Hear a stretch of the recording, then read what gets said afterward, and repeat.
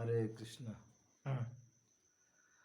परम पुरुषाद प्रेमानंद मृत सिंधु, मोक्षादि आनंद यार नहीं के बिंदु। वास्तव में जो पांचवा पुरुषार्थ है उसके सामने ये चार जो हैं किस तरह से हैं ये आज सुनेंगे आप। जिस भक्त में भाव का सचमुच विकास हो चुका है, कौन सा भाव? हरे कृष्ण महामंत्र जपने का जो भाव विकास उत्पन्न हो गया है, उसे अर्थ धर्म काम तथा मोक्ष प्राप्त होने वाला आनंद समुद्र की तुलना में कैसा है? एक बिंदु के समान है। इतना तुच्छ दिखाई देगा ये चारों के चारों, बहुत तुच्छ लगता है। तो हमें वो भाव उत्पन्न करना है कि ये काम अर्थ धर्म काम मोक्ष ये सब एकदम छोटा सा बिंदु की तरह प्रतीत हो। कृष्ण नामेरे फल प्रेमा सर्वशास्त्र कह, भाग्य से प्रेमा तुमा करिल उदय। सभी प्रामाणिक शास्त्रों का यह निर्णय है कि मनुष्य को अपना सुप्त भगवत प्रेम जागृत करना चाहिए। सोया हुआ भगवत प्रेम है, उसको जगाना है। कैसे जगेगा? ये हमें भगवान की कथा और भगवान के भक्तों से उसको जगाना है। जब तक हमारा प्रेम नहीं जगेगा, सोया हुआ पड़ा रहेगा, हम भगवान की भक्ति में आगे कैसे बढ़ सकते हैं? तुमने पहले से ऐसा कर लिया, इसलिए तुम अतीत भाग्यशाली हो। जिसने इस भाव को जगा दिया है सोए हुए को, तो वास्तव में उसका वही भाग्यशाली व्यक्ति है कि प्रेमार स्वभावे करे बिल तनु वो क्षोभ, कृष्णेर चरण प्राप्ते उपजाए लोभ। भगवत प्रेम की यह विशेषता है कि वह स्वभाववश यह मनुष्य के शरीर में दिव्य लक्षण उत्पन्न करता है और उसे भगवान के चरण कमलों की शरण प्राप्त करने के लिए अधिकाधिक लोभी बना देता है। वास्तव में यही लोभ सबसे बड़ी चीज, संसार का लोभ, काम क्रोध लोभ मोह का जो लोभ है वो तो तुच्छ है, लेकिन भगवत प्रेम का जो लोभ है, ये भगवान के चरण कमलों का की शरण का जो लोभ है, यही सबसे अच्छा है और यही हमारे स्वभाव को उत्पन्न करने वाला होना चाहिए, है ना। इसे जितना हो सके और बढ़ाते जाइए, इस लोभ को बढ़ाइए कि भगवान के चरण की सेवा मिले, भगवान का भक्ति मिले, भगवान का प्रेम मिले। इस लोभ को कभी कम नहीं करना है। प्रेमा सुभाए भक्त हासे कंदे गाय, उत्पन्न हृदय नाचे इति उति धाय। और जब मनुष्य सचमुच भगवत प्रेम उत्पन्न उसके अंदर होता है और वो अर्थात वो भगवत प्रेम उत्पन्न करता है, तो वह स्वभावतः कभी रोता है भगवान के विरह में। सबको दिखाने के लिए नहीं ड्रामा करता, अकेले में भगवान के प्रति रोता है। कभी बहुत हंसता है, खिलखिला के देखता है कि हे प्रभु क्या आपकी माया है, कैसे हमको नचा रही है, कैसे फंसा के रखा है। तो कभी रोता है, कभी हंसता है, कभी गाता है और कभी पागल की तरह इधर उधर दौड़ता फिरता है। ये उन्माद जब उत्पन्न होता है, प्रेम का उन्माद होता है, जब प्रेम का भाव स्वभाव उत्पन्न होता है, तो इस तरह से भक्ति सिद्धांत सरस्वती ठाकुर कहते हैं कि कभी ऐसे लोग भावपूर्ण शारीरिक लक्षण प्रदर्शित करते हैं जिसमें भगवत प्रेम लेस मात्र भी नहीं होता है। वे कभी कभी बनावटी ढंग से पागलों की तरह हंसते तथा नाचते, किंतु इससे कृष्ण भावना अमृत में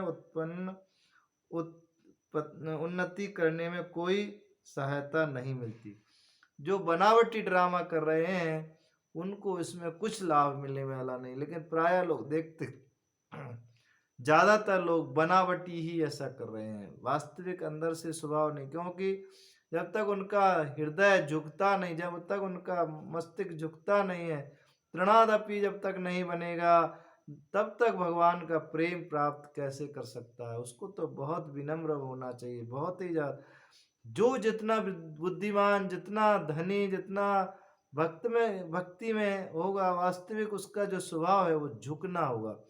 वो उतना ही विनम्र हो जाता है, और जो जितना विनम्र है समझ लो उसके अंदर भक्ति का कुछ-कुछ स्वभाव आया हुआ है। और जो अहंकारी है, जो अहंकार बन के बैठा है, वो कभी भी भगवान की भक्ति की ओर मुड़ना तो बहुत बड़ी बात है, कभी उस ओर जा ही नहीं सकता है। उसके अंदर लेश मात्र भी भक्ति नहीं आ सकती है। अहंकारी व्यक्ति को कभी भक्ति नहीं आ सकती, ये बिल्कुल सत्य बात है। उसके अंदर तो बहुत विनम्र होना चाहिए, बहुत विनम्रता आना चाहिए। बल्कि मनुष्य को चाहिए कि जब वह स्वाभाविक रूप से आवश्यक शरीर लक्षण उत्पन्न होने लगे तो इस प्रकार के शरीर के बनावटी लक्षणों को बंद कर दे। उसको संसार के प्रति प्रदर्शन नहीं करना है, अकेले में ही भगवान के सामने उसको ये प्रदर्शन करेगा, तभी उसका लाभ होगा। संसार के प्रति तो और वो विषयी होके रह जाएगा और बनावटी बन के रह जाएगा। वास्तविक आनंद जीवन कृष्ण भावनामृत में वास्तविक प्रगति के लक्षण है। ये लक्षण उस व्यक्ति को प्राप्त हो सकते हैं जो भगवान की दिव्य प्रेममयी सेवा में स्वतः लगा रहता है। जो भगवान की प्रेममयी सेवा में लगा है, वास्तव में उसी को ये लक्षण प्राप्त होंगे। हर व्यक्ति को ये लक्षण उत्पन्न नहीं हो सकते हैं। देखते हैं कोई कितने बनावटी करके धन के लिए क्या क्या व्यक्ति कर रहा है। कोई कहता है मैं इसकी सेवा कर रहा हूँ, कोई किसी की कर रहा हूँ, कोई वृद्धों की कर रहा है, कोई किसी को काम क्रोध मोक्ष चाहिए तो ये सब पुरुषार्थ करेगा। लेकिन जो भगवान की भक्ति कर रहा है उनको इन सब से उठना पड़ेगा। क्योंकि ये संसार की भावना, संसार के लोग देखते हैं प्रायः किससे प्रभावित हो रहे, बहुत बढ़िया काम कर रहा है वो बहुत, लेकिन वो अंदर से क्या कर रहा है ये तो ठाकुर जी जाने। लेकिन उसके केवल जो प्रचार प्रसार हो रहा है, उसके प्रचार से व्यक्ति बहुत बहुत ज़्यादा प्रभावित होके उसके प्रति आकर्षित होता है, लेकिन उसके अंदर का छिपा राक्षस कुछ और ही कराना चाह रहा है। तो इसलिए हमें ये अर्थ धर्म काम मोक्ष से बहुत दूर भागना पड़ेगा और भगवान की भक्ति चाहिए। भगवान की भक्ति में लगना है तो हमें इन पुरुषार्थ ये तो बहुत तुच्छ दिखाई पड़ेंगे, बहुत छोटे दिखाई पड़ेंगे, और हमें कृष्ण की भक्ति में आगे बढ़ना है। श्वेत काम रोमांच गद गद वैष्णवान उन्माद विषाद धैर्य गर्व हर्ष देन इत भावे प्रेमा भक्त गणे रे नाचाय कृष्ण रे आनंद मृत सागर भाषाय। पसीना कंपी रों का खड़ा होना, आंसू बाणी तथा अवरोध, पीला पड़ना, पागलपन, विषाद, धैर्य, गर्व, हर्ष तथा दीनता।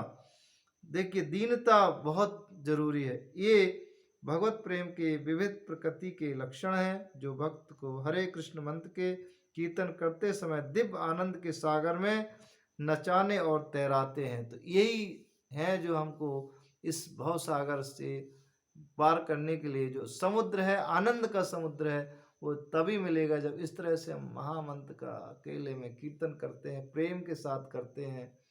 हरे कृष्ण कृष्ण कृष्ण हरे हरे, हरे राम राम राम हरे।